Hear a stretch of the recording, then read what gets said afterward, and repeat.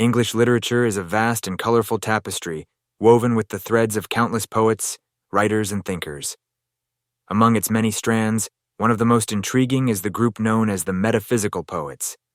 These poets, who emerged in the 17th century, brought a unique flavor to poetry with their cleverness, deep thoughts, and unusual ways of expressing ideas. In this video, we will discuss the metaphysical poetry, exploring what it is, when it began, its main features, and the prominent poets who shaped this fascinating movement. By the end, you'll have a clear and enjoyable understanding of this remarkable chapter in literary history.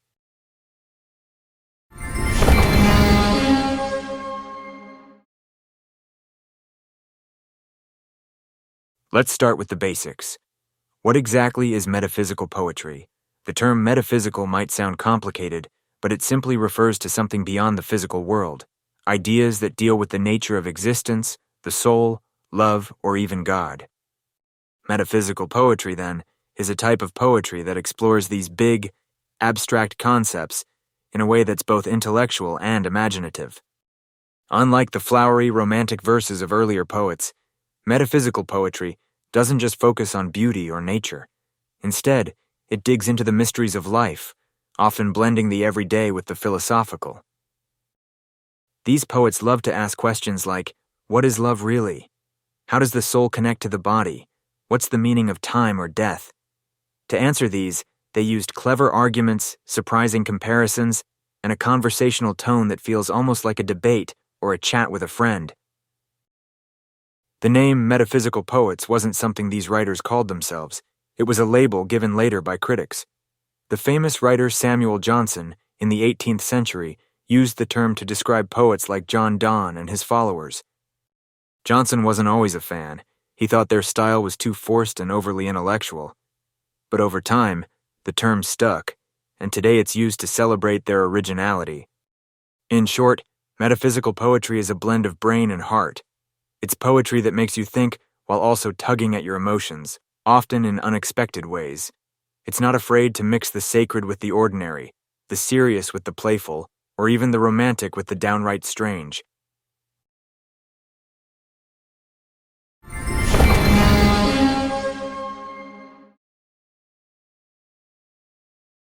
The roots of this movement lie in the late 16th and early 17th centuries, a period known as the Renaissance in England. This was a time of great change. New ideas were bubbling up in science, religion, and art, and people were questioning old ways of thinking. It was the perfect setting for a group of poets to experiment with bold, fresh styles.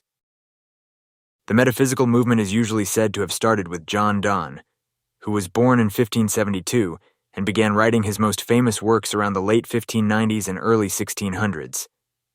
Donne was a pioneer, and his poetry set the tone for others to follow.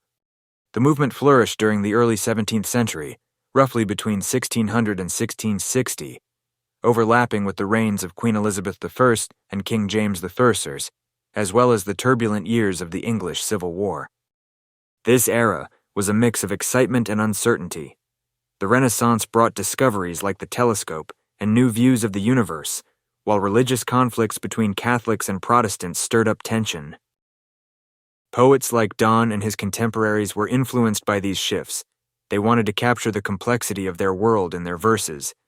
By the mid-17th century, however, the metaphysical style began to fade as new literary tastes, like the more polished and classical poetry of the Restoration period, took over. So, metaphysical poetry had its heyday in the early 17th century, a time when England was buzzing with intellectual energy and creative daring. It was a brief but brilliant moment that left a lasting mark on English literature.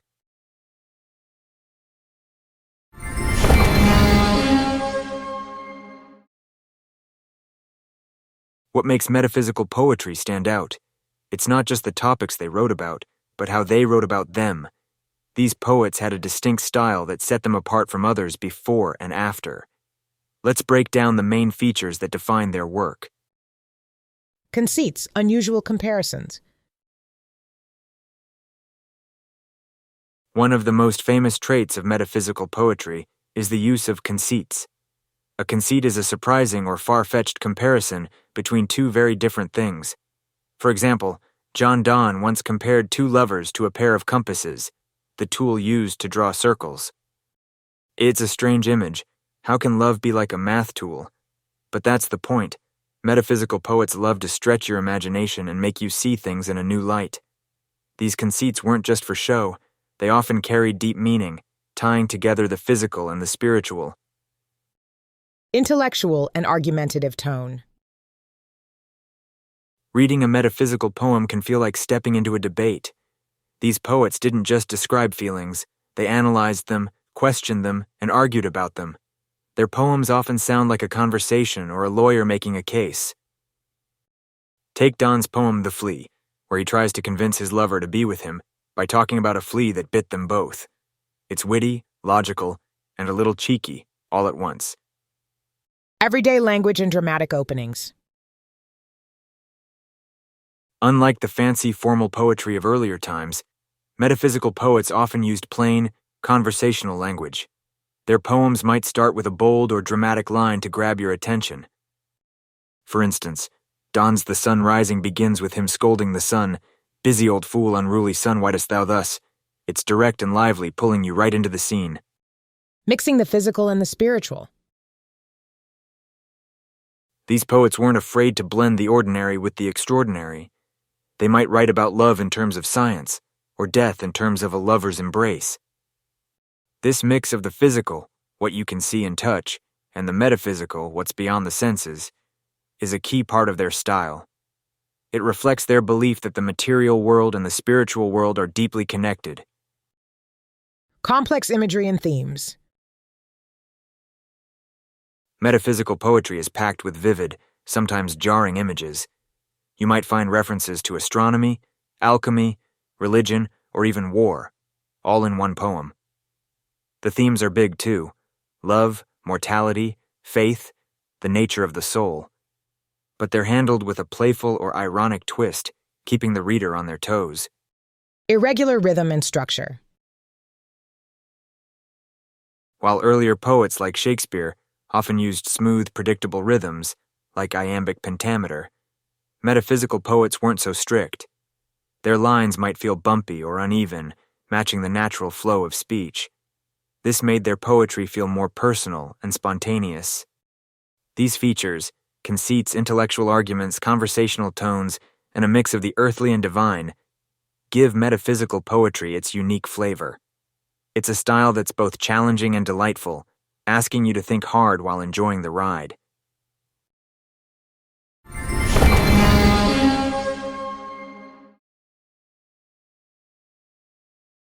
So who were the masterminds behind this poetic revolution? While John Donne is the star of the show, several other poets joined him in shaping the metaphysical movement.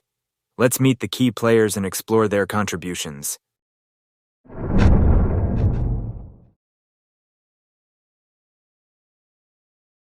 John Donne is the father of metaphysical poetry, and for good reason. Born in London to a Catholic family during a time when Catholics faced persecution, Donne lived a colorful life. He studied law, traveled, fell in love, and later became a priest in the Church of England. His poetry reflects this mix of experiences, worldly, spiritual, and deeply personal. Donne wrote about everything from passionate love to religious devotion.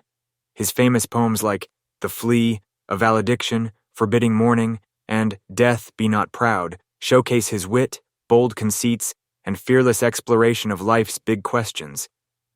In The Flea, he uses a tiny insect as a playful argument for intimacy.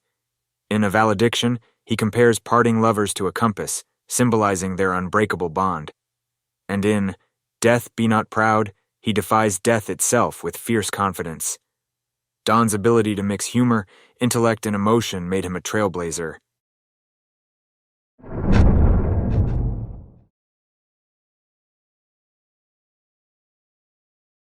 George Herbert took metaphysical poetry in a more spiritual direction. A devout Anglican priest, Herbert wrote poems that wrestle with faith, God, and the human soul. His work is quieter and more reflective than Donne's, but no less clever. Herbert's poems, collected in the temple, often use everyday objects, like a pulley or a window, to explore divine truths. In The Pulley, He imagines God withholding rest from humanity to keep us longing for him. And Easter wings, he even shapes the poem like wings on the page, blending form and meaning. Herbert's gentle tone and intricate wordplay make him a beloved metaphysical poet.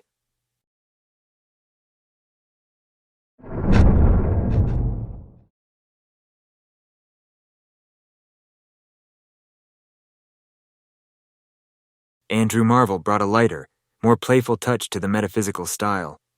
A politician and poet, he lived during the English Civil War and wrote about love, nature, and time with a sharp, witty edge. His most famous poem, To His Coy Mistress, is a classic metaphysical argument. Marvell urges his shy lover to seize the day, warning that time is fleeting. The grave's a fine and private place, but none, I think, do there embrace. It's romantic, funny, and a little dark, all hallmarks of the metaphysical spirit. Poems like The Garden also show his love for nature, blended with philosophical musings.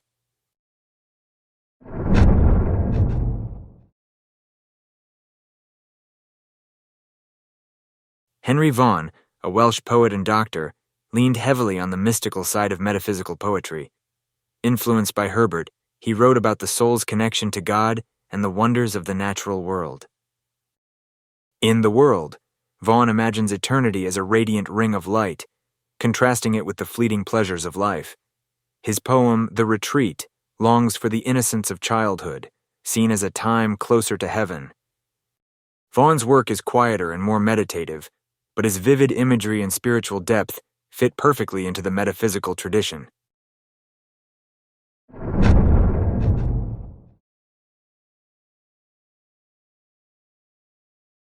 Richard Crashaw stands out for his intense, almost extravagant style.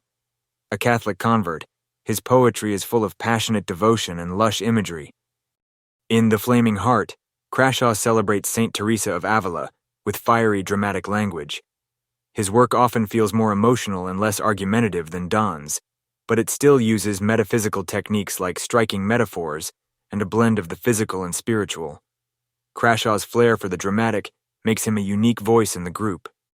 Other poets like Thomas Traherne and Abraham Cowley also dabbled in metaphysical styles, but Donne, Herbert, Marvell, Vaughan, and Crashaw are the most celebrated. Each brought their own personality to the movement, creating a rich and varied body of work.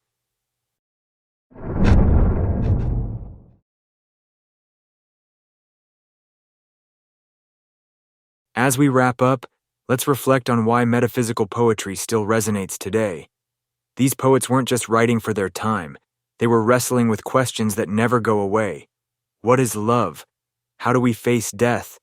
What's our place in the universe? Their answers, wrapped in clever conceits and bold imagery, feel fresh even centuries later. Their influence stretches far beyond the 17th century. Modern poets like T.S. Eliot rediscovered and championed them in the 20th century, praising their originality and depth. Today, students, readers, and writers still turn to Donne and his peers for inspiration, marveling at how they turned complex ideas into something relatable and human. Metaphysical poetry isn't always easy. It asks you to think, to puzzle out its meanings. But that's part of its charm. It's a conversation across time, inviting us to join in with our own questions and wonderings. Whether it's Donne's witty love songs, Herbert's quiet prayers, or Marvell's playful pleas, these poems remind us that poetry can be both a mirror to the soul and a window to the unknown. In the end, the metaphysical poets were adventurers of the mind and heart. They took the raw stuff of life, love, faith, time, death, and spun it into something extraordinary. And that, perhaps, is their greatest gift to English literature, a legacy of daring, delight, and discovery that continues to captivate us all.